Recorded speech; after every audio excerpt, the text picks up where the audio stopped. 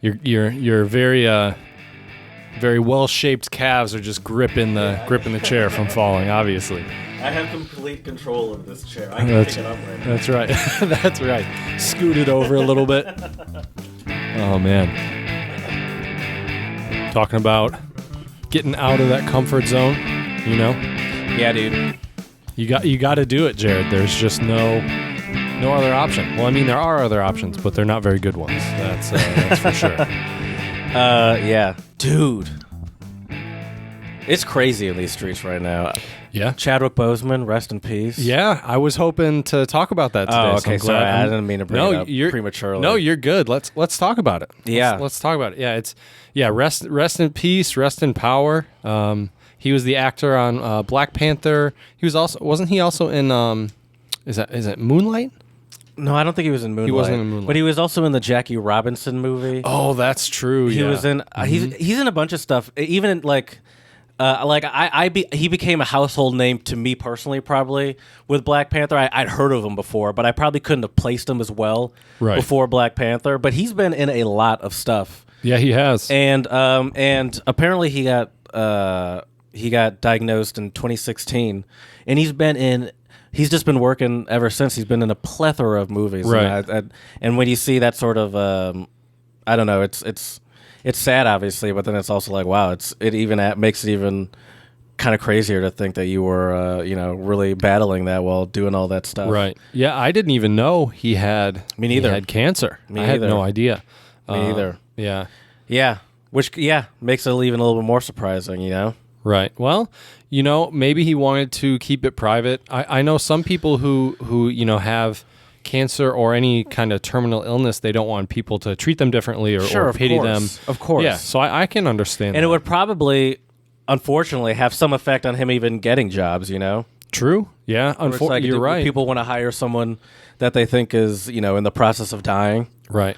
Yeah. I don't know. I don't know. I can imagine that just, yeah. And yeah, I could, it makes complete sense to me that, especially if you're a public figure, you're like, I don't need everyone all of a sudden, like a bunch of strangers all of a sudden pitying me. And I don't know, I'm putting words into his mouth or whatever, but I could just imagine like how that would really be sort of annoying to just have all the, yeah. to put that out there to the public. And you don't even know what's going to happen. It's right. like, I can't tell him, you can't tell them when you're gonna die, or you do tell them when you're gonna die, and then they're just waiting. Like there was this one comedian, and he sort of had I don't know if you want to call it a 15 minutes of fame, but his name was Quincy, or he's still alive. His name's Quincy Jones. Oh, I think I've heard of Quincy Jones before. And he got diagnosed with some serious form of cancer. And essentially because of it, he got a comedy special on HBO. But he was a kind of a young comedian, and he wasn't really... and he also was on Ellen, I believe. Okay. One of the nicest women in the entertainment business, from what I've heard. As we talked about, for sure. Anyway, so he got all this buzz off of it, and he's still alive, and which is great. Obviously, I'm not like, hey, right. It doesn't bother me, right? But no, it's a good thing. But then you get a bunch of people being like, hey, aren't you supposed to be dead? Didn't you say you were gonna, right. and it's like you don't need and that. You never know. Life. You never know. Yeah, and that's the thing too. Is even after a doctor tells you, you might have 3-4 months to live. One of my mom's really close friends, she was diagnosed with some type of like really bad breast cancer, and they told her like maximum she had a year to live. She lived for 5 years. Yeah. So and I think the other reason maybe why Chadwick Boseman didn't want to make it public, because I'm pretty sure he didn't make it public, right? Like I didn't hear anything about him having cancer. I don't think people knew. I don't think so. Right. But I think one of the reasons why maybe too is, I'm sure, he was a fighter, if you work, his work ethic and everything, and so I think in a way, if you tell people, I would feel like if I was a public figure like that and told people, it's almost kind of like I'm preparing to die. And if you're trying to fight it, interesting. If you're trying to fight it, that's not a mindset that's not the you want to have. mindset you want to be put into, right? Especially as such a public figure, you're going to get all. Yeah, right. I think that goes. Just look at all the outpour for him. I mean, right. he seems like such an amazing man. So 43 too. You know. Yep. And it's sad. And I hate to put, I'm kind of getting sick of people being like, 2020, this is crazy. Like, why are you doing this to us? Right. But this is really a rough, a wild one. It's been a rough year. I feel like we get that every year. It's like, this is the worst year ever. This is the worst year ever. Right. They're all the worst year ever. It's like in the Simpsons movie where Homer's like, "This is your worst day or so far." It's Exactly. like next year could be worse. Yeah. I mean, this entire year has been really crazy. Mm-hmm. Just everything that's been going on with the pandemic and everything else. Politically in the U.S. with the protests. And still just all the stuff going on right now in the U.S. It's crazy. It's crazy. Dude. It's crazy now. Me thinking back, half a year ago, I was, in Bali and further back in China, oblivious to a lot of the stuff that was happening, to be honest, because, I wasn't reading up on politics, but when you move back, it's kind of, you can't, it's in your face all the time. They were kind of doing you a favor by blocking Twitter and maybe, Facebook. Yeah, maybe, yeah. And I used Facebook a lot. Trust less me, in you don't China. want this. Right. You don't want this. Right. Well, honestly, man, I've gone and unfollowed quite a few people on Facebook. Like I hate to say this, but I have some family members that they just post some ridiculous shit, and it's to the point where I see it. And as a family member, I want to react and say something to them. Like they post stuff about All Lives Matter and Blue Lives Matter and stuff like that. And I just don't agree with it. I'm not saying that police deserve to die by any means, but blue lives are not a thing. Right. You are a police officer. That's your job. That would that's like me saying right now a lot of teachers are putting themselves at risk, and me saying, teacher lives matter. That's not the issue right now. The issue is black people are being killed for no reason by police, and there in a lot of cases is no repercussions. And so there have been protests, and they complain about people rioting and looting and stuff, and it's like, well, you know what? I'm not condoning any of those actions, but at the same time, how do you think a lot of this change has happened? Yeah. Even historically in the U.S., we had riots and revolts and stuff. And now to me it's so blatant, like with this 17-year-old kid. Like it's so like in our faces. And not only do we have videos, but like the level of insights, I guess you would say, we have into this and thing what you can pull up on someone, and then you do the classic comparing news articles where it's like Trayvon Martin had trace amounts of marijuana in his system versus like, look at Kyle Rittenhouse cleaning the side of this building, that was such trying bullshit. to improve the community. And same with I think they tried to pull that with George Floyd. They said he had a bunch of different drugs in his system. And look, The dude, Jacob Blake was running to get a knife that was in his car, right? And then it's like, first, like, is it so shocking, the idea of someone having a knife in their car? Right. Even just for practicality purposes. It's like just like you found one in there, and then you make up, like, you just happen to find a knife later when you search the car, and then you just put the story together after to make you sound better. And we've seen videos of police officers planting shit on people. Yeah, a knife would be something easy to plant with their body camera. cams on. Yeah, it's that's the thing. I feel like it's a cop out. People need to take responsibility, and we need accountability. Not to be a preacher here, but no, I agree. It's crazy. But it just seems like the most basic thing to say too, and it's just like that's almost feels like a pipe dream kind of at this point. Yeah. Well, and the other thing is I hear a lot of, speaking of, Facebook, and, there were even some people I was unfollowing because they were posting so much shit about Biden. I was sick of it. It's like, look, I don't think he's the best for America. Yeah, probably better than Trump, obviously. Right, exactly. But still not really a great choice, in my opinion, And, and it's like, I understand the almost what feels like a necessary support for him because who the opposition is, but you're not gonna probably catch me like standing for him, Right. I was actually driving here today, and I saw a couple They were maybe in like their 40s or 50s on a motorcycle, no helmets on the freeway. It was wet outside, by the way. It's been raining on and off for the past 3 days, with Trump flags flying off the back of their motorcycle.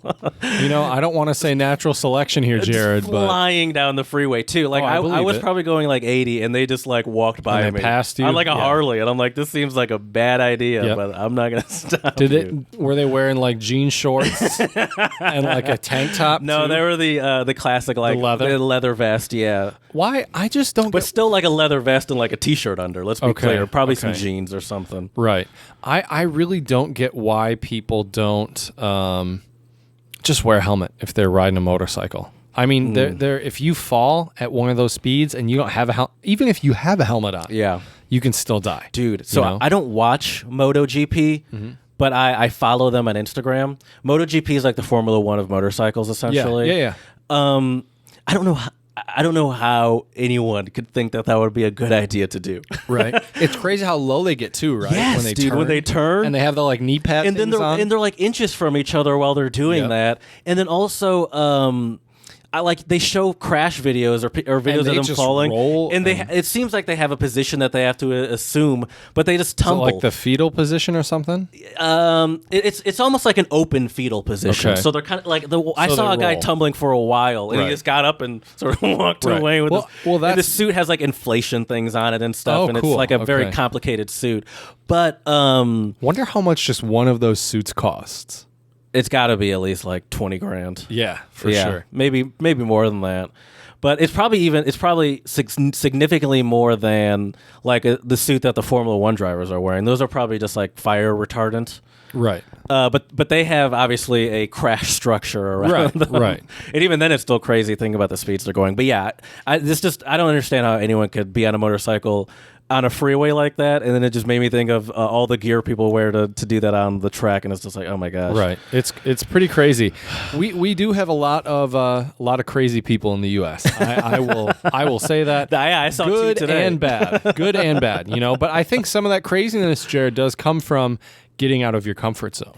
Really, yeah. For better or for worse, I hate to say. It's actually funny. It took a little bit of getting out of my comfort zone even to ride on my sister's moped. Okay. She has a new one now. She bought a new one in Philadelphia, but she used to have one when she lived in D.C., and I never wanted to ride on it. And I was like, fine. And it was terrifying, but I'm kind of glad I did it at the same time. What was terrifying about it?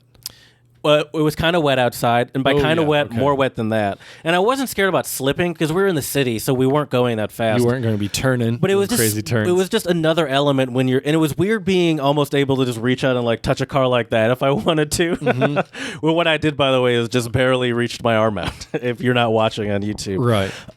That was uncomfortable. And then one time we got splashed, and because of the way like my legs are kind of around her, I kind of shielded her with my leg. Oh, and you got all the splash. And I'm just like, this is, and it was kind of chilly out. I'm not gonna say it was cold, but it was probably like in the 40s. And I'm like, this is just not comfortable. But it was much quicker. And she's like, and she kept on like sort of being like, well, yeah, no, we can take the bus. That's fine. It'll probably just take like an extra 30, 40 minutes, and we're going to have to pay it this much. It's like, or we could take my scooter and we could get there in like 10 minutes and it would be free. And I'm like, yeah, you kind of have to at that point. Don't have much of a choice. And I was like, all right, I guess we're going to scoot on over. But it it's interesting. It did get me out of my comfort zone, but I don't think it makes me want to go on a motorcycle that much. But hey, that's a good learning experience. I can't talk today. That is a good learning experience. For sure. I would say. For sure. Yeah. That's the thing. I feel like trying new things and getting out of your comfort zone is a really good way to learn if you like something or not. For sure. I mean, for me, one of the biggest things, it sounds really simple, but for me, one of the biggest things when I was younger to get out of my comfort zone was lifting weights. Because I didn't really do it in high school. That's still kind of a big one for me, I think. Right. I wish I would have done it in high school, but coulda, shoulda, woulda. And it is sort of intimidating too, or at least it's not actually. Well, what? But you feel like it's going to be like people are going to be judging you, and and staring at you. And it's almost kind of like yoga, where it's like if you're doing it right, you're not paying attention to anyone except for yourself. Correct. That's why I like it now. Is you get in your own little world. All it is you trying to make your body do what it should be doing. You know, and I think the scary thing about lifting weights though is just seeing that weight above you, or if you go to do squats and you have the bar on your back, and most gyms have a mirror.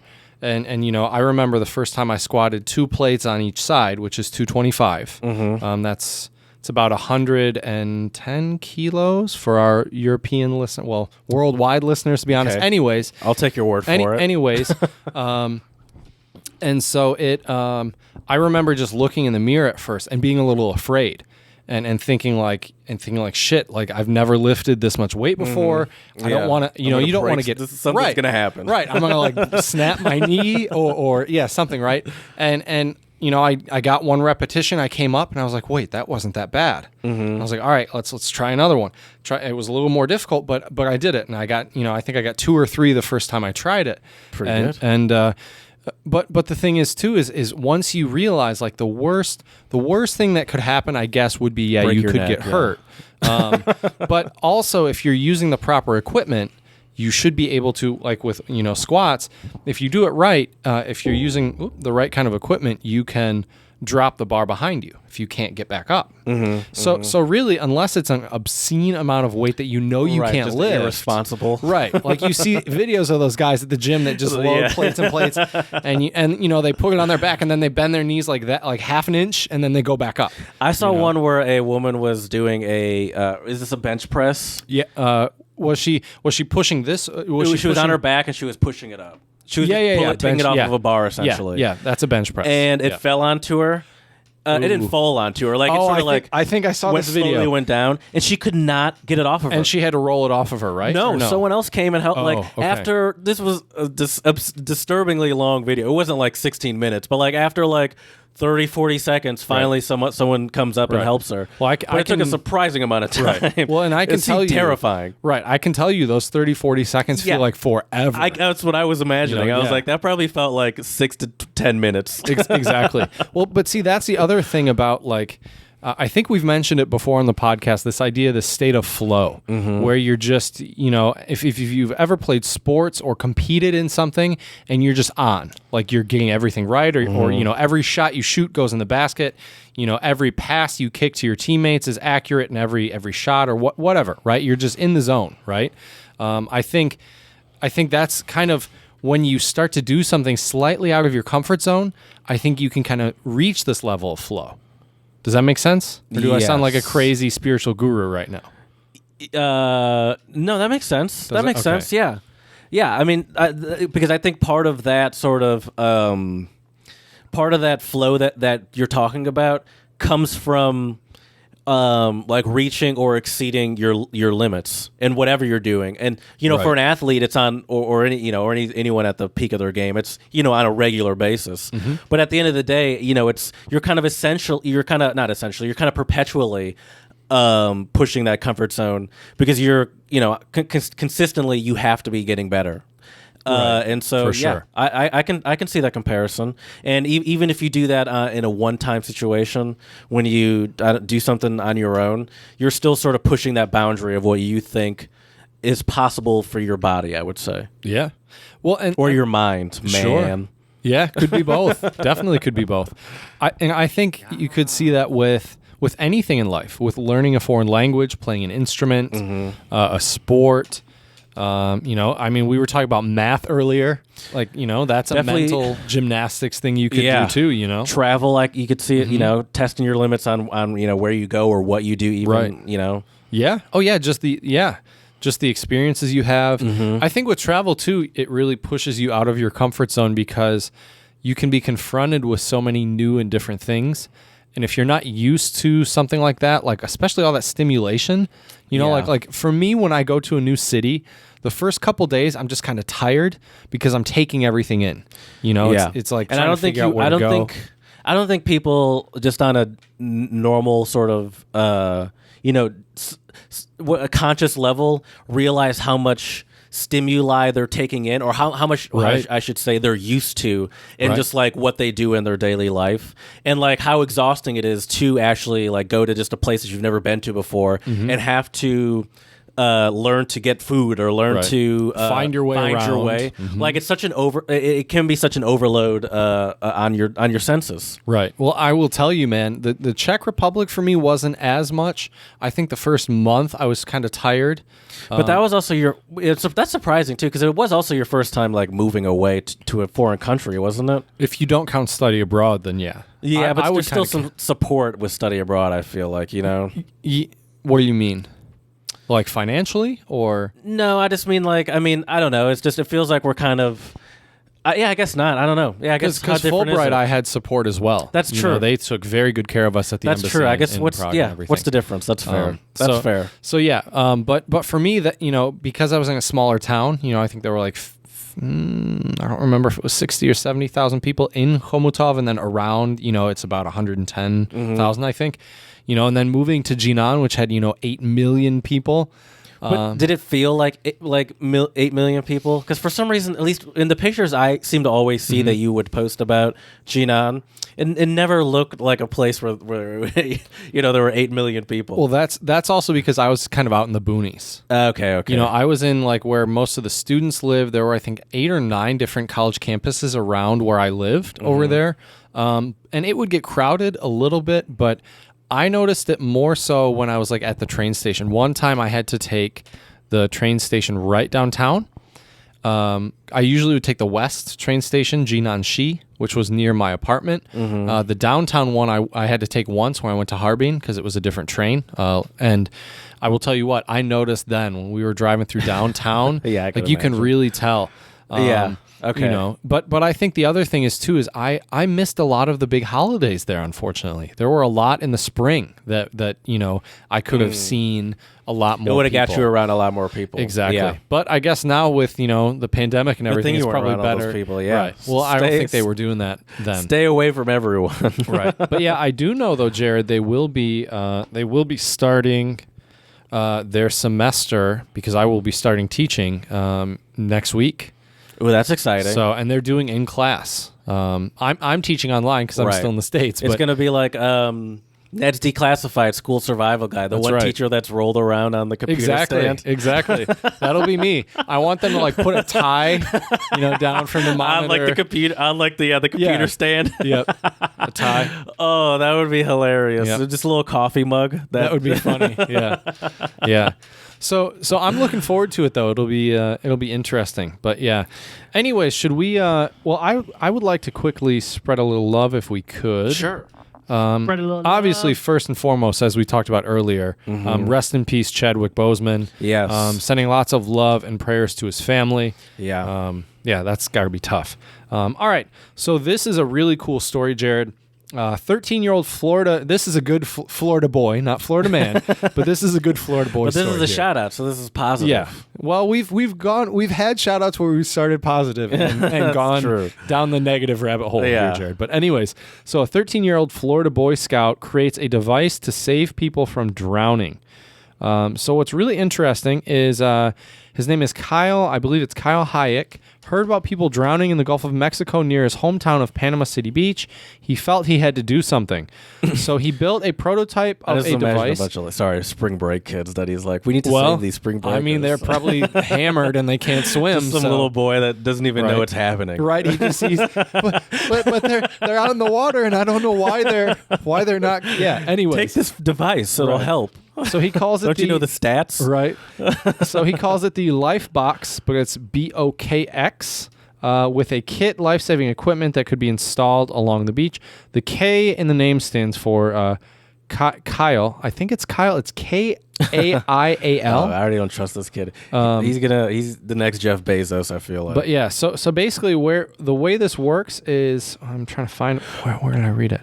Wait, so it's not something you carry on you. It's something that like if you I get think pulled they out have of the it. water after. Yeah, I think they have it after- on the beach. It looks like. So like a lifeguard or something would carry it. I think so. It seems like that. Why are you just looking at Instagram pictures of? These aren't. This is from the news article, my man. I'm not. I'm keeping it 100. This is podcast focused, Jared. Don't be saying I'm on Insta right now. I knew. But yeah. Yeah. So you don't know how the device works? It just stops doesn't, people from drowning? I thought it said, but yeah, it doesn't say, unfortunately. All right. Well, I'll take his word for it. Yep. Well, anyways, I think it's great. Great idea. I think any time. I think the key with anything like this is he found a need, and he's doing something to try to, provide a product or service to fulfill that need, solve that problem. I wish I had that in me. I think you do. You think I do? I think you do. I think Clearly nobody needs this podcast. Right. So I think I think a lot of people do. It's just they have a good idea and they don't get out of their comfort zone and they don't act on it. Yeah. They don't, I guess so. I've had a couple business ideas that are kind of guitar related, and I've talked to a couple people about them, like some musician friends, and they're like, yeah, that would be really cool. I've had some not music related ideas, but I've had ideas that I've since forgotten about that I felt like were some winners, but I'm just like, I have no idea how I would put this into action. See, that's the problem, is that I have no idea. Yep. Where it's like, no, I will figure out how to put this in action. You know what? Something Kevin Hart though, style. That's right. You know what is something that we're very good at figuring out, Jared? I'm going to guess that's untranslatables. You better believe it, buddy. Time for some untranslatables. Yes. And I'm going to start us off today with an untranslatable. And for those of you that don't know, untranslatables are idioms, phrases, adverbs, sometimes even just single words that do not translate very easily into English on a one-to-one basis. And so we are here, certified untranslatable professionals, to decode these for your listening or viewing pleasure. So I'll get us started today, Jared. My first one is I guess you could say patois or Jamaican. It's a language spoken in Jamaica, and it is a dialect rather. Is it a language or a dialect? I would argue say maybe a language. Okay, maybe. I'm not really sure. I mean, I don't know what they're saying. Right. We'll see if you can figure this out, Jared. Okay. What is a duppy conqueror? Duppy conqueror. Duppy conqueror. I don't know, but I love it, and I can imagine like some sort of reggae singer being like, "I'm the Duppy conqueror." Would that be something a singer might say? Well, yeah. I mean, it's in reggae music. Oh, it is? Yeah. Oh, yeah. Oh. Uh-huh. Well, see, I'm a genius, everyone. Well, clearly. I did say certified professionals here, Jared. So we're off to a good start. Okay, I'll give you a little clue. It is in reggae music. Reggae music has a very popular theme a lot of times. What is that theme? Love. Jah. Jah, love okay. To Jah. Jah, which means like religion and spirituality, right? Rastafari, right? And so what might be something that a religious person might want to maybe try to Are they like the most conquer? Enlightened? The Duppy conqueror? The most enlightened? I mean, maybe it could mean that, but basically what it means is it's someone who is a ghost. The literal translation is ghost conqueror, like a spirit conqueror. What does that mean? I'm not really sure. Okay. Right here, though, at least it says, so Bob Marley sang about them in Duppy Conqueror, and Ian Fleming mentions them. Oh, that is a song? So that's the name of a song? Okay. In Live and Let Die. I knew that, by the way. Right. In a land where superstition reigns by day and Duppy's spirits haunt by night, religion is more than just saying your prayers before you go to bed in Jamaica. This expression, it should be everywhere, theoretically. Right. Not everywhere, but that feels like it should be in Christianity, at least. Let me put it that way. This expression implies a fearless person overcoming obstacles and difficulties. So you overcome the spirits. Okay. Oh, it's like you've conquered the spirits. Mm-hmm. Yeah. The Duppies, man. And, it's almost like saying, so it's in a little, almost like saying like the devil can't stop me, you know? Right. Like, at least I'm Christianizing it because that's all I really know. Right. But that's what it feels like to me, you know? Yeah. But it's a good one. I thought it was very apropos. Duppy. I like that word. Yeah. Duppy conqueror. Yeah, it's a cool one, isn't it? My first untranslatable is Korean. And I actually got this from a tweet, which I retweeted. Oh, so nice. I put it in. Well, I guess I could just do it here. But I don't know. I don't need to show you the tweet. But so what it is Soleso Kim Sabang Chadki. Tchotchke. Probably not Chachki. Chachki. Probably not. Tchotchke. Which means? Looking for Mr. Kim in Seoul. Looking for Mr. Kim and... Oh, so that's like you... It's like something's impossible. Yeah, or we have an American Untranslatable. Like finding a needle in a haystack. There you go. Yeah. Oh, yeah. Certified professionals, Jared, as I said. Certified professionals. Now I can't find the tweet. Oh, I guess, it is right here. I could pull it up. But anyway, go ahead. I know how to use Twitter. I can find it later. Don't worry. My next one is also patois. I feel like I should give credit, though. Because it was like some Korean girl being like, this is her dad told her, apparently. Right. So it was kind of funny. It's a cool one, though. I like that. Yeah. Like finding Mr. Kim in Seoul. That makes sense. Makes sense. That would be like trying to find, Mr. Schmidt in Germany, or probably Müller. Müller would be a more Müller or common like one. Schumacher or something. Yeah, something like that. Exactly. Okay, my next one is also patois, spoken in Jamaica, and it is chaka chaka. Is this like stay breezy, my fellow? Chaka chaka. I actually can't do that, but what this? Yeah, my finger doesn't extend all the way for some reason. It's not stay breezy, my fella. No, chaka chaka. I think that should be one of our new phrases, though. Stay breezy, my fella, or stay breezy. I like that. Stay breezy. I like that. Yeah, I like that That's too. smooth. Stay Anyways, breezy. no, chaka chaka is like, like I try to keep this place very non-chaka chaka. Like there's some clutter and stuff.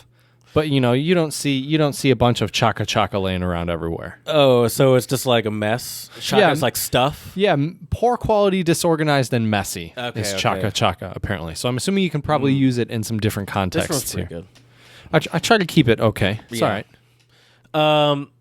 All right. I'll give you one more. And this is used in Singapore, but it's derived from a dialect of a different language called Hokkien. Have you heard of that before? I've heard the name before. But they speak English in Singapore. So this is like this, but this is not English. Right. Liak bo Q. Catch no ball, which is actually what they would say. They would say catch no ball. Catch no ball. But it comes from that. Is it to drop the ball? You can't handle something, you drop the ball? No. It's not literal. It's not that literal. Okay. Give me a clue. So a lot of times, here when we do untranslatables, sometimes it requires us to like we don't always catch the ball, We're not on the same page? Or sometimes here, let's put it this way. Sometimes even maybe you'll give me a German one and you'll be like, translate this for me. I know you'll know this, and you'll say it, and I'll be like, whoa. I catch no ball. Oh, I don't know that. What is it? It's kind of like, it means like I don't understand. Oh, yeah. okay. Essentially, I don't understand. That makes sense. Yeah. That makes a lot of catch sense no now. ball, Yeah, yeah. that makes a lot of sense. Okay, I have one more for you.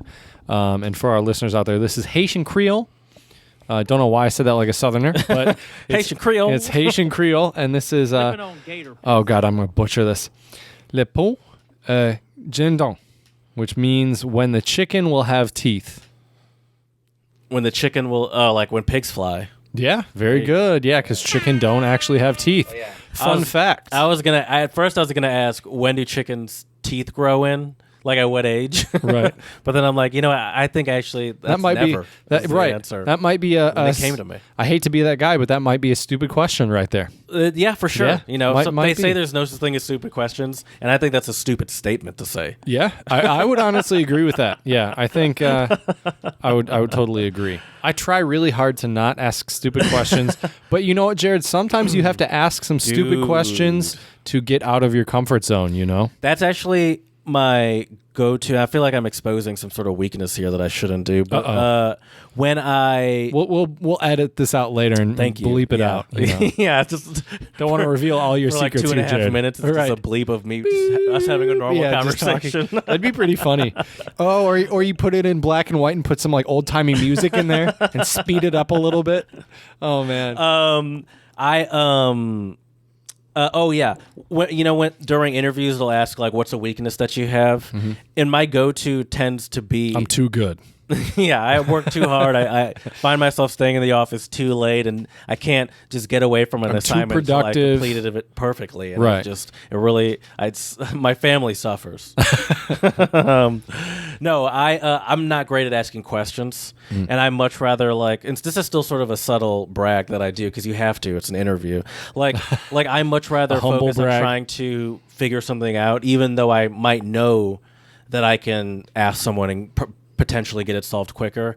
I think there is something about the comfort level and not wanting to either sound like an idiot or whatever. I don't say all this stuff in the interview, right? But where it's It'd be a long interview, where it's like, let me just try to figure it out myself, so I don't have to ask this person. Where it's like, yeah, but if you just asked, you could have just gotten this over with. Yeah, and I think that's a comfort zone thing for sure. Oh, for Base sure, level for me, and it can be done so much faster if you do just ask that question. Yeah, but I feel you, man. I do the same thing. Like I should know how to do this. Right, though, I feel like right. Even with my new job, there's a lot of stuff that I'm still learning. Right, you're brand new. Right. Just finished week 3 of it. And so, it's been going really well, but I'd be lying if I didn't say every day I'm learning a lot of new stuff. Of and course. I have notes and all sorts of stuff because it's a lot to take in, and you have to really make sure. Especially now, how is it? I feel like now I remember all my first days of work. You're shaking hands with 40 people. Right. And as soon as kissing the coworkers on the cheek, and as soon as the name goes in one ear, it's out the other.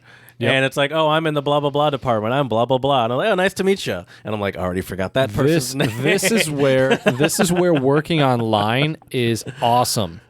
Because when you're in a Zoom meeting, or you're in, too, don't they have pictures and they have their names. Do you guys use camera when you do your meetings? When we do our meetings, within my office, but a lot of times if I'm doing a webinar, if I'm the chat facilitator, so I'm sending links and answering questions, then I keep my camera off. But you're not the presenter. You're in the background, just helping. Right. Okay, but if I'm doing a consultation or if I'm presenting, then I. But I guess I guess that makes sense. I guess that's not true because but we do big presentations and stuff too, and we still never really use the camera. Camera. Well, there is also a benefit to not using the camera, Jared. Do you know what that is? I can wear whatever I want. Well, that's a huge advantage, but I'm thinking more on the technological side. Well, there's another one. I was going to say no. It actually cuts down on bandwidth quite a bit. So if you notice when you have tons of people and they all have their video on, there might be some lags or some pauses in your meetings or whatever. But if most people have their cameras off, like I was a guest lecturer for my friend's class a couple weeks ago in China, and they use VooV, which is Chinese Zoom. Yeah. And she had, I think it was 60 students, 70 students watching my guest lecture. Mm-hmm. And when you have that many students, most of them had their cameras off. A lot of them also use their phones to watch lectures in China because they don't all have laptops. Yeah, that would be, I mean, I had a little computer snafu at with my work. Oh yeah, that's a crazy story. And I've been joining into some meetings on I have a work cell phone, and it's crazy. I've never used Skype. I've never used Skype like this on my phone before. Mm-hmm. You can see people sharing their screen on your phone. For some reason it blew my mind. Yeah, it is weird though, and it feels strange being able to be on a meeting and looking at your phone. I didn't even realize I always make fun of you for the tech stuff. But it literally blew my mind, and it's how did this not even cross my mind? Right. For some reason, seeing the dude's PowerPoint screen on my computer on my phone, I'm like, oh, this happens? I didn't know you could do this. Right. I thought I'd just be on the call or something. So that blew my mind, but I guess it makes sense. And how prepared for this job are you as someone that has done a podcast essentially primarily through Skype?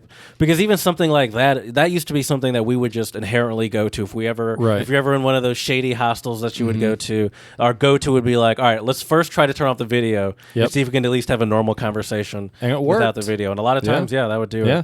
Well, some of it, I have to say, man, a lot of I realized, I feel kind of like I'm getting flashbacks from my interview now, but I feel like a lot of stuff that I did in undergrad with the music recording, and I worked in the computer labs. Right. You remember that Thursdays I used to go down for like 5 hours every Thursday senior year, and they had a couple different audio interfaces and some really good monitors, and one of my guitar major buddies would come down there, and he was always working on music. The guy we had them on as a song of the pod. What is their group called again? Was that Dan's group? Dan? No. We should feature one of their songs sometime because they have some cool stuff. But no, why is this? Sean Bartoshuk is his name. He was a guitar major with me. But anyway, so I think that plus the podcasting we've done, and I worked before you we brought started. up the podcast in the interview. No. Okay. A couple of my coworkers know about it though, and I'm not gonna lie, I'm a little nervous. Just because I don't know. Keep that to yourself, right? Please. Like this is I agree with our you. personal. We have fun on here, and we're joking around and we're kidding, and some people could take the things we say the wrong way, and we're just kidding around. So that's why I try not to. Dude, I'm with you. I'm with you. But for other people, a lot of people, if they ask, I go, oh yeah, and when I tell them, we're on episode 200 and whatever, they're like, oh wow, it's not like oh yeah, we have 2 episodes and I mean everyone has a podcast at this point. I mean, but how many people can say that they've done a podcast in like 3 different countries? Yeah, and that's true. And so far, we've been able to make it. Remember, work we were live in Berlin. That was fun. We did an episode where we tried to record in 4K. And that was just a failure. Epic failure. It was still a fun episode, though. Yep. And Don, remember when he laid out like the money and the passports? Oh man! And like a display on the table. Yep. You guys never saw that, so good stuff. Good times, good though. Stuff. What are some? Let's just talk about getting out of our comfort zones. Yeah. What are some like things that just come to your mind as things that you need to or would like to work on? As far as getting out of that comfort zone. For me, it's learning some new music. There's some classical guitar pieces that I want to learn that are really difficult. And I think that the key with getting out of your comfort zone is just finding a challenge, breaking down that challenge into smaller chunks or pieces, and go at it. I know it sounds very basic, and it's not as easy as it sounds, but I think if you can apply those steps, I'm not saying you can achieve anything because that's not possible, but I think it can help you get out of your comfort zone in a way where I think a lot of people associate being out of your comfort zone with being anxious. Yeah. And it can be a little stressful, but I think a little bit of stress on your body or your mind can be good in the long term.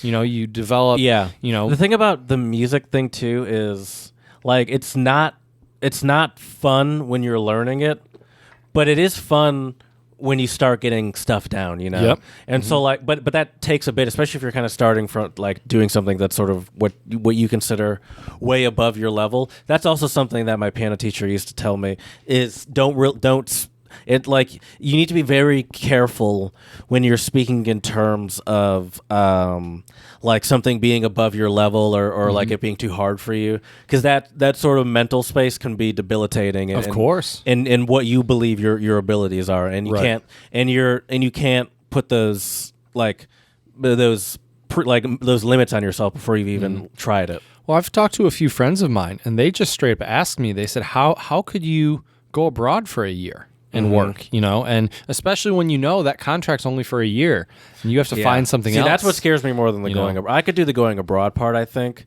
the uncertainty of what you're going to do, what you would do after, is what would really throw me off. I don't know if this makes me crazy, but I kind of like to think of myself. Good. Okay. Well, then I'm crazy.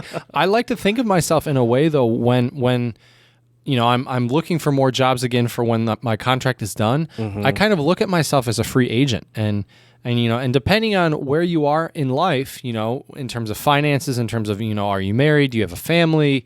All sorts of different stuff. Do you own property somewhere? I feel like in theory, especially if, I could travel again in the future, I could go anywhere. You know? And that's the beauty of it. But once again, it's exciting, but it's also kind of scary, you know, and there's a lot of hoops you have to jump through. There's a lot of things that will be a burden and inconvenience, won't be fun. Jet lag is, not to be a complainer here, but jet lag sucks. And getting adjusted, it took me, I think, about 2 weeks almost to get really adjusted to the 12-hour time difference once I got to China. And imagine you do that and you have to, I was lucky where I didn't have to start working intensely immediately. But imagine you go abroad for a job. You've talked about going to Germany. Imagine Germany, it's only 6 hours. So they say in theory after a week you should be more acclimated. That's what some people say. Is it like a day per hour? Per hour. Okay. That's what they say. But I think about after 2 weeks, I was like on like a good schedule in China. Like, I'm surprised it was that quick for some reason. That seems pretty good. Right. But there were lots of naps in between. There really were. But the thing is, Jared, is that you have to, I think, weigh the how difficult it will be, and if it's doable, you might as well try. Worst case scenario, if you try and you fail, you learn something from it and you move on. You know? There are a lot of, as far as travel goes, I have a lot of limits I'd like to test regarding my comfort zone. Like what? One, I'd like to solo travel, and by solo, it doesn't have to be by myself. By solo, I kind of mean without parents. Right. Sure. So, like, if I go with my partner, I'd probably consider that solo travel. Well, sure. But I would like to do like solo travel outside of Europe. Mm-hmm. Like I've gone 2 places outside of Europe, but never by myself. I would like to test, and it seems like for some reason it's especially someone that like me that spent a lot of time in Europe, and it is relatively similar to American culture in the grand scheme of things when you're comparing cultures on a continental level. Right. I mean, it's all still Western culture, so they say. Right, yeah. Right. Like it does feel like a little easier to acclimate than I don't know, even like South America. Mm-hmm. Or a lot of Asian countries, but that's something that I would like to do. I would also like to test the limits of my literal solo travel, like by myself. It seems like it almost seems like a dude, that gap year episode really got me thinking. Yeah, you're gonna take a year off, dude. Save up your money, do it. Why not? Yeah, especially now that you're talking about like part of the enjoyment, not enjoyment, but it's like there is the free agency, right? I don't know. It just seems like such like I don't know. Like I guess it's not hard to explain. It just seems so scary, right, to have to explain a year's gap. But why? But why do you have to? I think it all depends on how you. You know what I mean? If you just say, "Oh yeah, I didn't want to work for a year," then yeah, that looks terrible. Yeah. But if you want to say, "I got so drunk, it was crazy," exactly, yeah, yeah, that won't do you any good. I was going to say something else, but I'm not going to go there. We'll keep it kid friendly today, Jared. But anyways, you could also you could say, you went to. Save the children in Africa. Sure, of course. Or no, I understand what you're saying. But I think there are a lot of skills. Goal than just right. A vacation for a right. year. Well, and I don't really think, at least me personally, I don't think I could do a vacation for a year, like just chill for a whole year. No. But see, that's why I've been thinking more and more, especially with my 2 current, what I've been doing for work. It's all been online, which means in theory you can go anywhere. Whenever you want, wherever you want, as long as you have an internet connection. Yeah. Right? And so I think that for me has been a big game changer. And I was talking to one of my colleagues, and we both kind of agreed that even though hopefully they've been saying now that it'll be about 2 years and we should be out of this pandemic. We'll see if that's true or not. Who knows? I had a doctor buddy of mine in Germany saying this will never go away. I was going to say, I feel like this keeps going up. But yeah, who knows? Yeah, I know this will always be here. But anyways, the whole point here is at some point people are saying that, schools will be back to normal, blah, blah, blah. Whether or not that happens in some places. Yeah, that won't last long. But anyways, the whole point here is that I think people will start to buy more into virtual and online for a lot of different things. I think it would just be out of necessity. We don't have a choice, right? Well, not only necessity, but I think in some ways, if you can streamline something and make it more individualized, I think then that's the beauty of online. Like online teaching. It's not the same as going into a classroom and having a lecture. Not that I'm saying that's a bad thing. I think there's a lot of pros to that as well, being, face-to-face in class. But there's research that shows that people who take classes online, a lot of kids who tend to be more quiet are their voice is heard a lot more in online classes with like discussion boards and like chats and different things like that. So there's different ways to communicate and interact. Early on in this, one of my coworkers, she was saying that we were just having a meeting and our boss was asking us about like how are we doing with the work from home and all that stuff. And one of our coworkers, she was saying that as a woman, it was easier for her. She felt like to contribute in meetings now through Skype than it would be. She feels like she gets, partially because she's a woman, she said, and partially because when you're at a big company like mine, there is sort of a very like hierarchical structure there, and so sometimes you feel kind of out of place speaking up. But I think a lot of it had to do with obviously her being a woman too. But like she felt like it was easier for her voice to be heard in those situations. So, so that's something that never crossed my mind, with my privilege or whatever. But it definitely was. It definitely sort of was like a moment where I was like, oh, it's something I didn't think about it that way. Right. Yeah. And I think the thing is too is all of this stuff that's been happening, I think, has put us in a situation where we are, in a lot of ways, being pushed out of our comfort zones, whether we like it or not. For a lot of people, working from home, as easy as that may sound, right? You don't have to drive anywhere. You can wear your, I wear my like comfy, sweatpants a lot of times. Even when I've been teaching my, private students, I have, sweatpants because I'm comfortable, right? Yeah. But I think you have to really discipline yourself to. There can be, for me at least, you can look around this room, Jared, and see there's plenty of distractions, different guitars and other stuff. And so it can be really easy to get distracted or, and so for me, I really try to like sit down and try to work for as long as I can. And then when I see, okay, I'm losing some focus, it's like, all right, I need to like get up and walk around, maybe get, some more water or something. Sometimes I wonder if my neighbors think I'm crazy because sometimes I'll literally just go outside and stand on my front porch for like 2 minutes, just stand, and then just turn around and walk back inside. I'm like, all right, I feel better now. You're getting some fresh air. There's nothing wrong with that. But I'm just sort of like staring into the middle distance, just like, all right, I'm good. Right. You need a change of scenery, But I think that's the thing too is when you learn how to go to new places without that fear, I think it kind of opens up what you can really see. Yeah, Do you still? Yeah, I agree. I think the fear is healthy. I think you need a little fear. Well, always. Yeah. I think if there's no fear at all, you're crazy. You're a sociopath. Yeah, you're either crazy or you might just not care. To be honest. Yeah. I mean, if you're not afraid of something bad happening, you might just not care. Or maybe you're so confident in yourself you don't think you will fail. But I agree. I think a little amount of fear in there is normal and healthy and good. So I'm trying to think of some comfort zone testers. Hiking some big places I've hiked, for example. Oh, absolutely. Going to clubs all the time in spite of Jared's favorite. In spite of you guys, in spite of not wanting to. Right. But I think some of that too. Like the reason why I like to go out. Well, I haven't gone out in half a year now, but the reason why I used to like going out, I guess, is because you can do so much good people watching and observing. Sure. And by the way, I do think there is a line between testing your comfort zone and just knowing what you want to do and stuff, That's and just true. being able to say yes or no to something that you want to do, which clearly I can't do. or Don and I were just good at persuading you. I think that's all it was. No? I don't. I guess so. Yeah. You guys are so convincing. You guys are so convincing.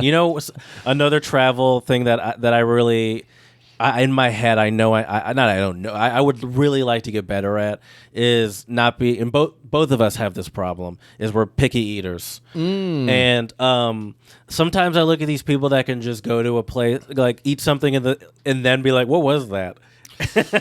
Oh yeah. I just or even like sometimes you watch like a cooking show and you just see people like eat things that seem very discomforting to you or I. Right. I wish I had a little more confidence in that place. There's nothing I hate more than being like, I don't want to eat that or I don't like that. And I don't do it often. I don't do it as much anymore. I'm pretty good now at least just being like, all right, let me just put this thing in my mouth and I just have to eat it once and everyone will shut up. Right. But or things where I'm like, I don't really like this, but I can kind of. But like, there's still like, I still have these lines that I just kind of draw, and I wish I had a little bit more confidence there. And I think some of that goes along with that, like sort of the fear of detesting the travel location comfort zones, you know? Right. Yeah. But maybe what I should do, that just came to me. You know, there's plenty of food here in the U.S. I don't want to eat either, so maybe I should at least start with getting out of my comfort zone on being able to try new stuff here, right? Where there is already stuff I don't want. That's true. That is true. On the other hand, though, too,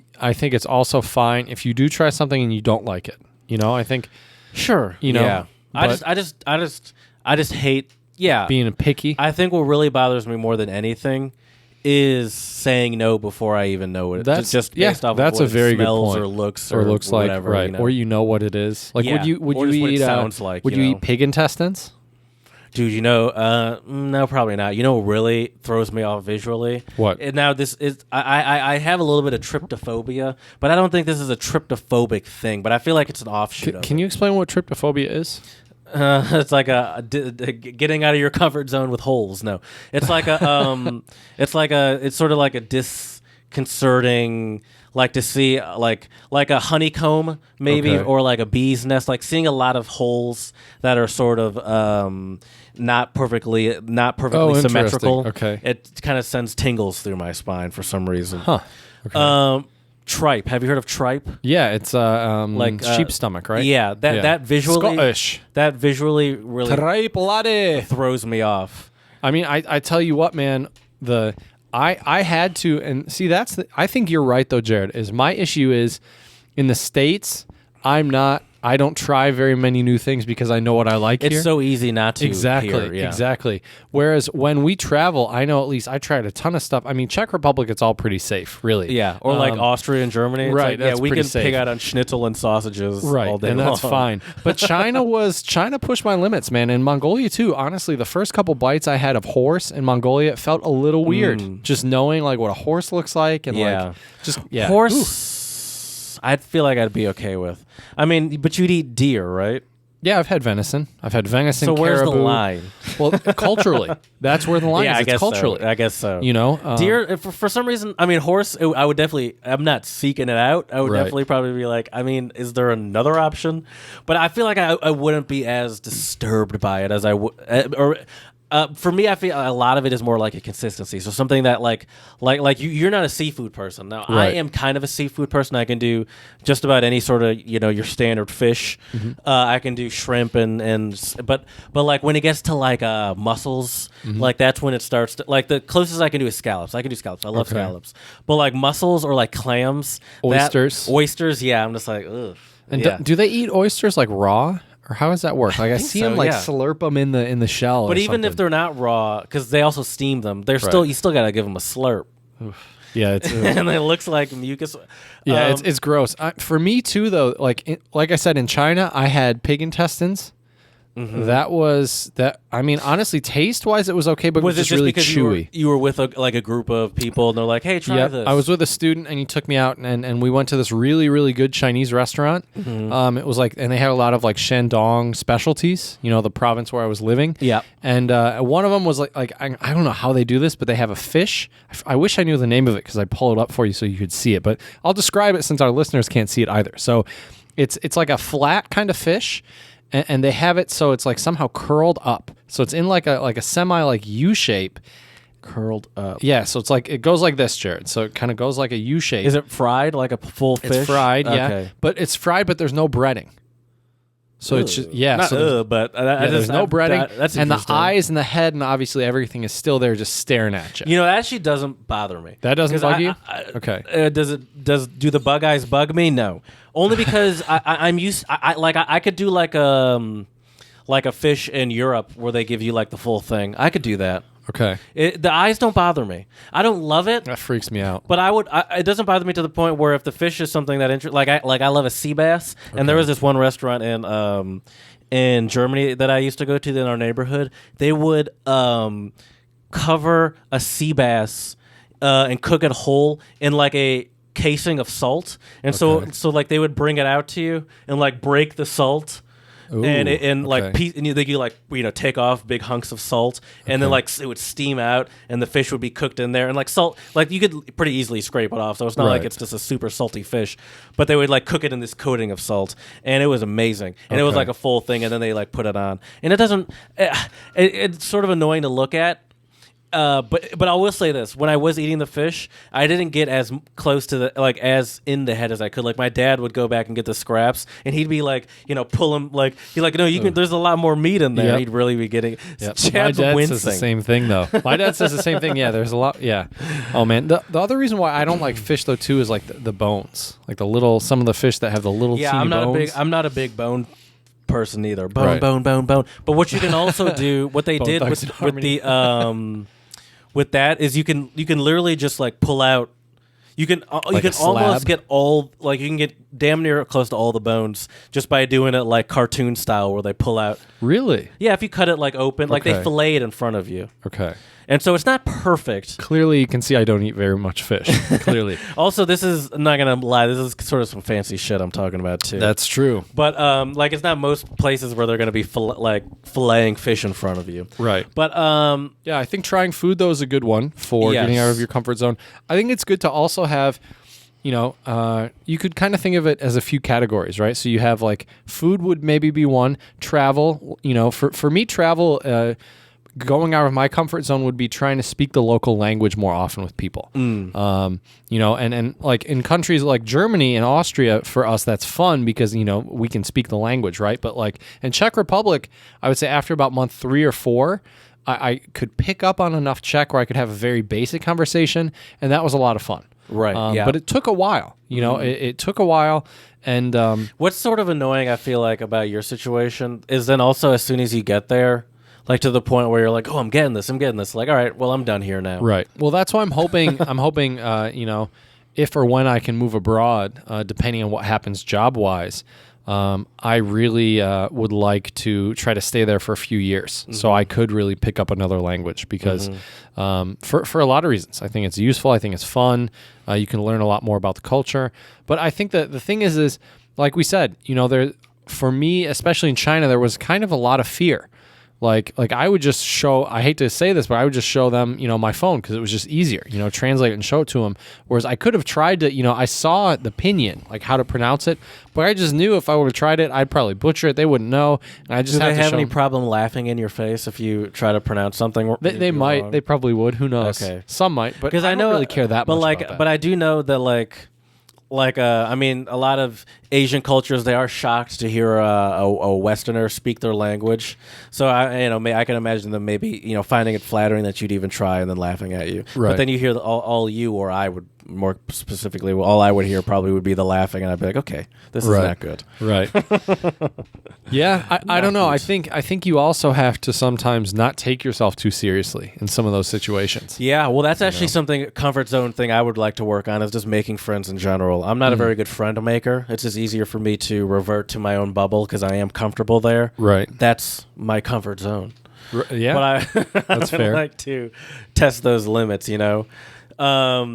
and I just feel like especially I'm honestly a little disappointed in my tenure in Philly that I never really tested those limits to the point Right. to points that I could have. I mean, I hate to be this guy, Jared, but I kind of told you so, didn't I? A little bit.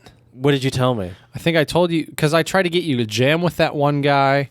I kept trying to tell you got to meet some people in Philly. Oh yeah. It feels like forever ago now. Yeah. Because I'm trying to remember too, but I'm pretty sure because I remember we were talking and you were like yeah, like I kind of know this guy and Sydney's friend. That's Yeah, who it is. yeah. She's still. I mean, they're still friends. I still. Well, yeah. I definitely. Yeah.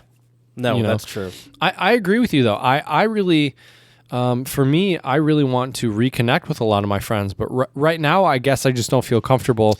Yeah. I don't know, or I hate to say that though, because in a way, it feels kind of like an excuse. Like I think if I really wanted to, Like you can still talk to them. well, and some of them I still do once in a while, but it's texting the and it's not. Even when I message you, like you and I are both busy. So sometimes we'll text each other and it'll be a while or whatever. Yeah. I mean, anything that I really want to tell you, I just save until until I get here. Right, because but see, that's the thing though, is like once again with your and And I don't have the time now, especially with starting this new job, where I can just be like, oh yeah, let's go hang out or FaceTime me for, 20 minutes. I wish I had the time sometimes, but yeah. Yeah, I understand that. No, I totally understand that. Are there any other areas where you'd like to really test the limits of your comfort zone? Well, I guess so. So I would agree with you, though. Food is a big one. For me, I think I honestly, man, I need to learn how to cook much better. Yeah. Because I'm not a good cook. I mean, very basic stuff I can do. I just don't like it, It's just like why don't you like it? I don't know. I think I've told you before, and I don't know if this is just weird, but like a lot of times if I cook something, so say you make a meal and it takes you, I don't know, 45 minutes to an hour, right? Mm-hmm. By the time I've done that, I'm just like, I've worked so hard for this, I don't even want to eat it. Like I feel bad eating it. But you're not most things that you'd be cooking, you're not like on for 45 minutes. You're not actively like usually it's something like, all right, you gotta chop everything up, you put it 10 15 minutes of prep, and then maybe there's another 5 minutes where you're actively watching over it, and then you let it sit for however long. That's probably going to be how most things that you cook would go. Right. So this idea of just slaving for and you're not making I don't know, 5-star meals, exactly, Michelin. Yeah, right. So I think that is such an easy cop out, because that's not how, like, a lot of times when I grill nowadays, I'll like bring my soccer ball into the backyard where and my juggle grill is, for a bit, and just juggle around, or like jog around in my backyard, because it's like the active part of actually looking at it happens like every 10 minutes for 10 seconds. Right. So I think that's I think if something takes 45 minutes, you're probably actually physically doing something for 10 to 15 minutes. That's fair. Tops. That's fair. Yeah. So that's one thing. When you got to think about also, like, what do you like? Like, you could definitely make a schnitzel. Oh, I've made schnitzel before. Oh, okay. Yeah, when I was in East Lansing, I made schnitzel. Okay, well there you go. Yeah. All right, so we got to up your game past schnitzel. Yeah. But it's also easy for you not to learn here, Right. Yeah. And that's the thing, man. I've been conflicted. For me, I also think that I love being here, especially, Dexter's a nice place. It's good to see my parents, but I've been itching for a while now, man, to move out, Yeah. I mean, you're an adult. I get it. But right now I think financially it just seems smarter to not, but I'm wondering how long I can use that until I'm like, I need, because you need to, make it work. Because honestly, man, like in a way I don't fully, like when you're back at your parents' house, you kind of don't feel like an adult. You know what I mean? Yeah. It's There's a lot of adult responsibles that you don't have to deal with. Right. And it's no disrespect to my parents. I love them to death. They're amazing. But, yeah. We've had this conversation before. I wonder, I don't understand. I find it interesting that you say, like, no disrespect, as if they find you, Chad, a 28-year-old man moving out, disrespectful, live on your own, not, disrespectful. If so, honestly, I think that's a bigger problem. I guess I just don't want to sound ungrateful. I understand. That's what it is. I actually do understand what you're saying. Yeah. But I do think it is important to put into perspective that that's not a disrespectful That's true. feeling to have. Right. But I understand you don't want to make it seem like you're, like, annoyed to be here. Right. Exactly. So, but see, I think once again, like, going, like, I can say for sure when I, moved to East Lansing and I was living, by myself there, when I moved to, Chomutov, to China, all these different places, it makes you get out of your comfort zone because you're really living for yourself. And you have to, and I think the best way to get out of your comfort zone is by yourself. Yeah. Because it forces you can, not having anyone to, like, having someone to rely on kind of takes some of the challenge out of it, Right. And I think it's useful, even if you are, like, it's useful to sort of not just in that mindset of I'm on my own. I think is a big difference. Even if you are sort of like, I'm taking the lead, knowing that you have someone to help you, I think sort of it's not a problem, but it is a crutch in the sort of testing your limits sort of challenge. Yes, I agree. I think it has to come from within on your own, but I think for some things you do actually need somebody else. To really get out of your comfort zone. What do you mean? What I mean is that a lot of times we can only push ourselves so far by ourselves, right? And this is where someone like a teacher, a mentor, a coach, a trainer comes in handy to really help you push your limits. For example, I'll give you, this is, we started the episode talking about weightlifting. I'm going to bring it up again. And, I remember the first couple times I went with a couple of our fraternity brothers, I was able to really push the limit a lot more and get out of my comfort zone because someone was there not only to help, but to encourage. That's actually fair. I've said the same thing about mountain biking. I don't like to go with other people because I feel like I'm going to slow people down. Right. But I think you and I think we like to do things on our own. Like, it doesn't bother us. Yeah, you know what I mean? For sure. Yeah, right. Like both of us, I think we like our own time. We like our own. Well, I think that's part of it too. Part of it is illegitimately that I feel like I just don't want to be the slowest one of the bunch and keep holding everyone up. But also like the idea of mountain biking in general, especially at the time, was a very this is almost like a meditative kind of thing. Sure. It's like get in the woods by myself, just headphones in, not having to hang out and talk to people. Exactly. Yeah, you can get in your own zone. It's like this is not really. I don't really do it to hang out in a weird way. Right. I don't know. Well, it's not a social thing. Real cool guy it's, here, but it's yeah, exercise. No, I don't think that's a bad thing. You yeah, know? I think there's a time and a place for everything, and for you, as you said, mountain biking is meditative, not social. Yeah, which is fun. I can't imagine, mountain biking. Hey, how's it going? Yeah. Yeah, I never understand but I do like the idea of using another person to sort of test your limits, and push your limits. Yeah, I never understand those people that are I've seen it mountain biking. I've seen it with runners that are having a conversation as they're going for a run. I'm like, that seems. I don't know how you do that, and it seems real. It would really take me out of it. I would feel like I would be running terribly if I was having a conversation. Or I couldn't do it for sure. But I think the other thing is too is. I would have one word of caution for people who do want to use someone to help them get out of their comfort zone. Don't compare yourself to them because this person could be, I imagine, one day what I would like to do is I would like to, once I have, more financial stability, I would like to take my nephews on a road trip somewhere. Just my nephews and I, and we would also probably go hiking, play some soccer, do a lot of stuff like that, right? And I think of it as, me being a lot older than them when when we play sports right now. We talked about it a few episodes ago with you and your little cousin when, he would always get irritated when we would play, right? Yes. But that's where it can get dangerous when you compare yourselves because for me, I want to help my nephews grow into, they're already great boys, but I want them to grow into good men, and so I think that doing things like that and helping them reach their goals and becoming a better soccer player or whatever, I think it's good, but right now it's unhealthy for them to compare themselves to me, Yeah. And I think but it could be, I mean, maybe not soccer, no offense, but right.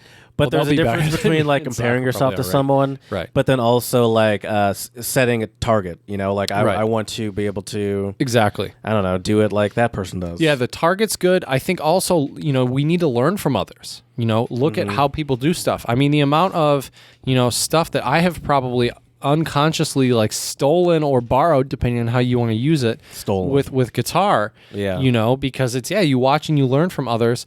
But I think at the end of the day, what you need to really be concerned about is, are you trying to reach your best potential? Because if I always compare myself to Jared and I are different. I'm not going to. I'm never probably going to be as good of a mountain biker as you because you've been doing it for a long time and it's your passion. Whereas it's not, I'm sure I would enjoy it, but I don't think it's the same. It would be like you and me with guitar. If you wanted to start guitar, I'm sure you could get really, really, really good, but I don't think we would ever, it's not safe or healthy to compare ourselves. Sure. Because we're just different. We would have different skills and things like that. And I think we need to take the better things we learn from other people and not bash ourselves if we can't do all the things they can do, Yeah, I'm with you. This is starting to turn into a Gary V Instagram post. That's right. Untranslatable advice. Go out there and get it. That's right. But, jokes aside, I do think it's important, No, I'm with you. I'm definitely using this time to, even in small ways, constantly test my comfort zone. I've been playing soccer again. I've been biking around, and I'm trying to go further and further. I don't know.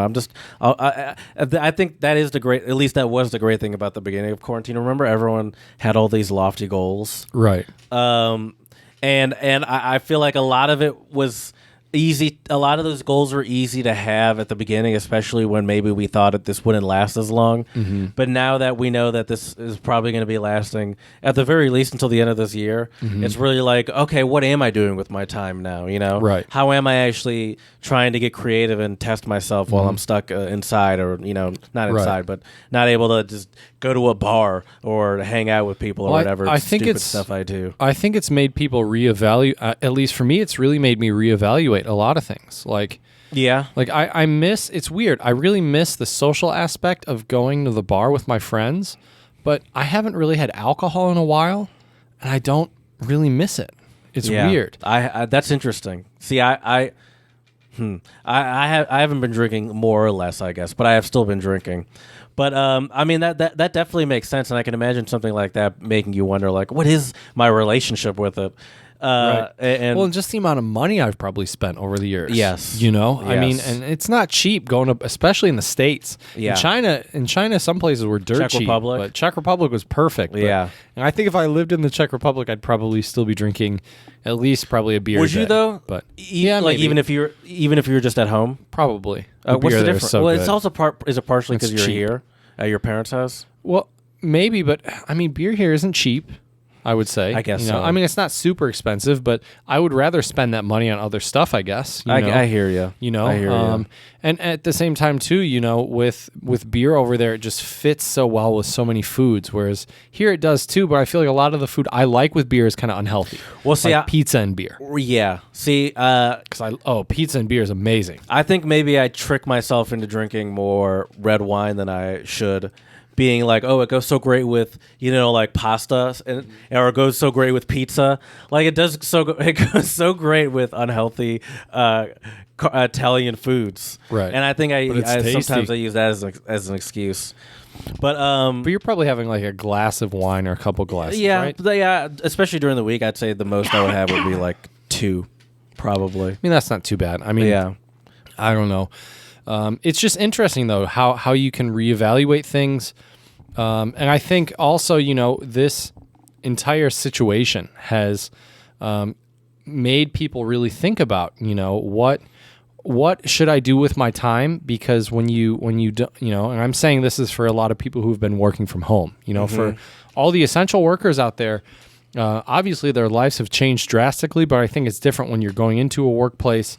You do that work there and you come home. It's very different. Yeah. And so I think it's really important to continue to challenge yourself with something, whether that be something like, for me, learning to cook a new dish, right? Something like that. You know what I want? I want my company to test their comfort zone and just say that we can do work from home and like indefinitely. Forever? Yeah.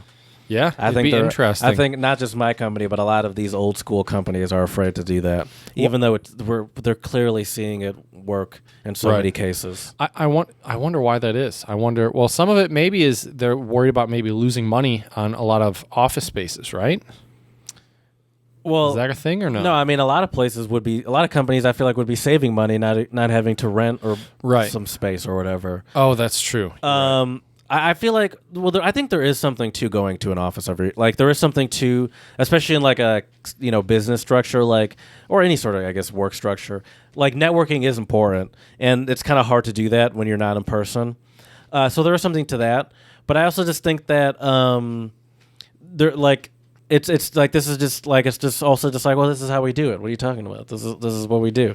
Right, and we've been doing it that way for so long. Exactly. Yeah. I think it's just like no one's even really thought what that would look like, really. I'm going to go a bit bolder than you, Jared, and say, I think... And they like to see us, too. I think, right.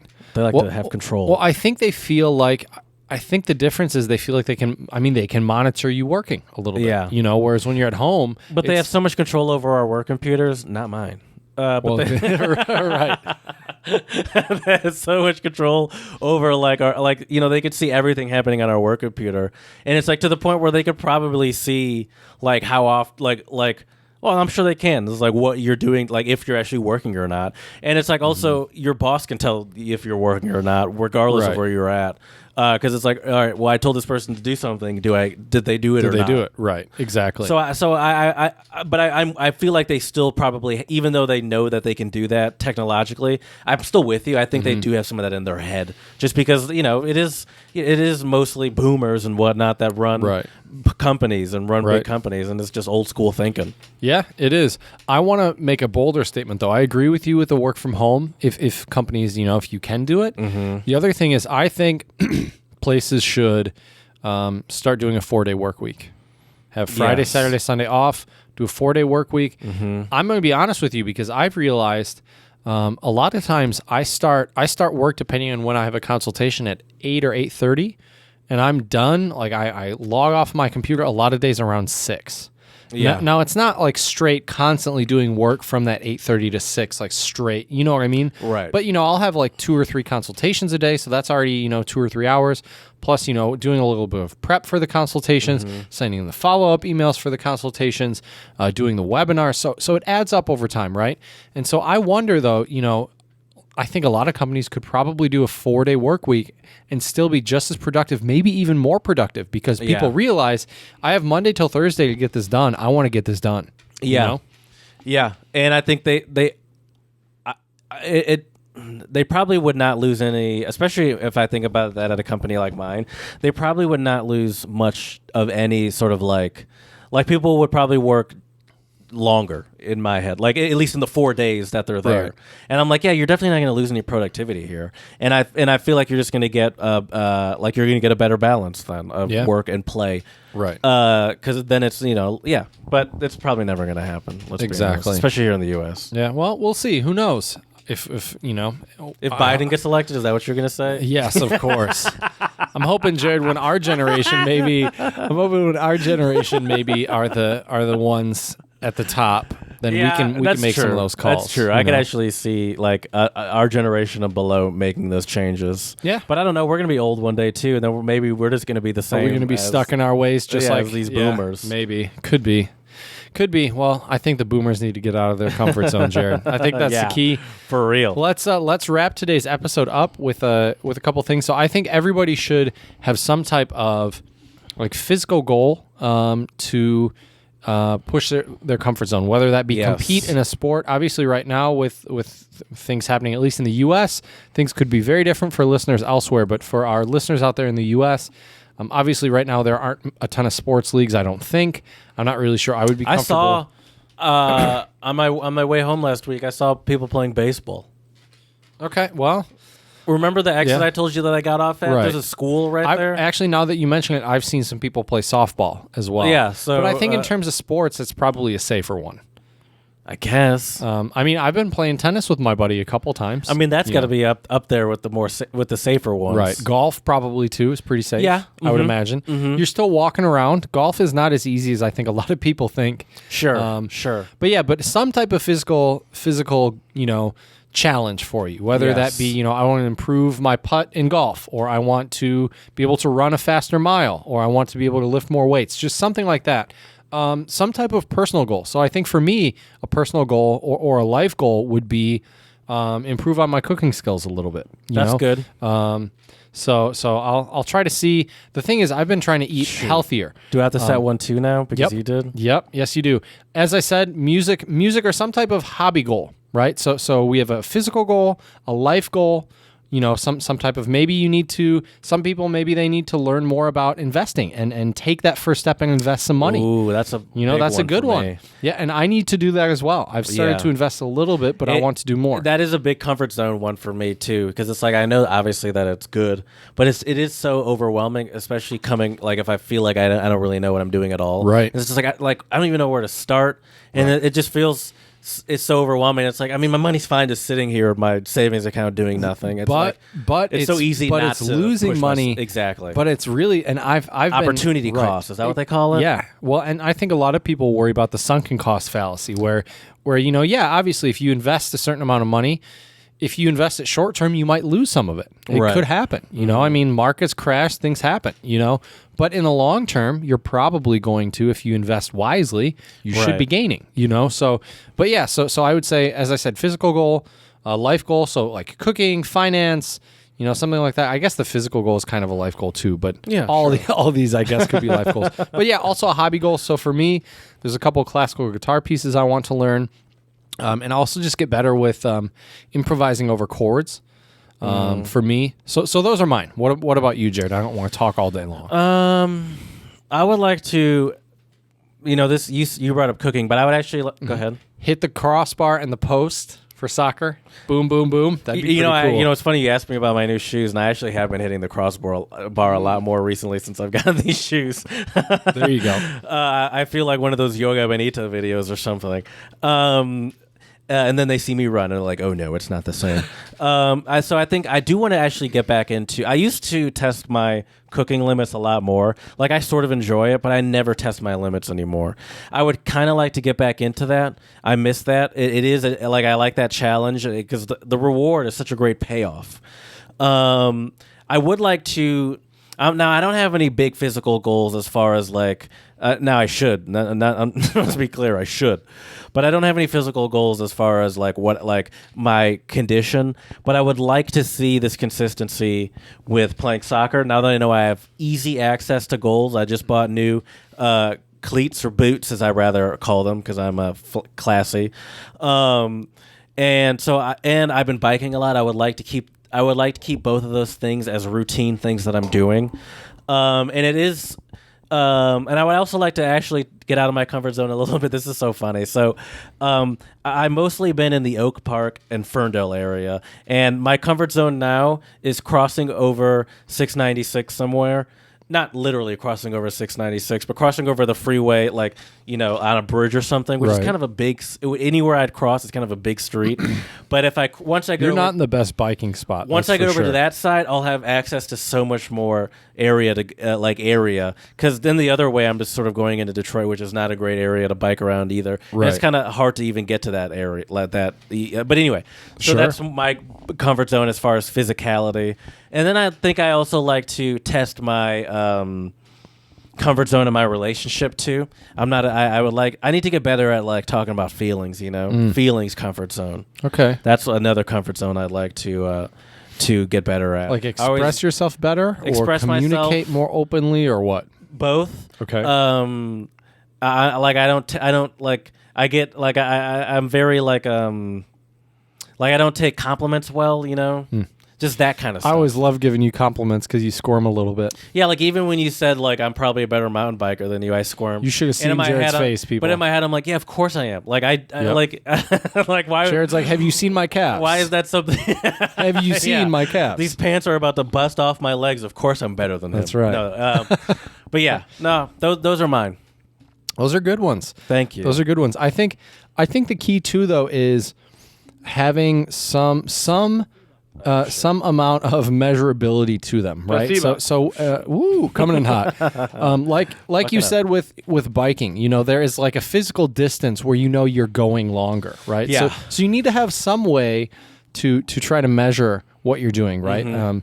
Because then I think the next step is obviously you got to push yourself a little further and a little further. That's where those targets come in. Yeah. Exactly. Like one of my goals right now is I would like to be able to increase my lifts by at least 5 pounds a month. Have you still been lifting regularly? Yep. Oh, every day. Good. Every day. I feel a little bad, though, because of my work schedule. I was going down there with my dad to our gym.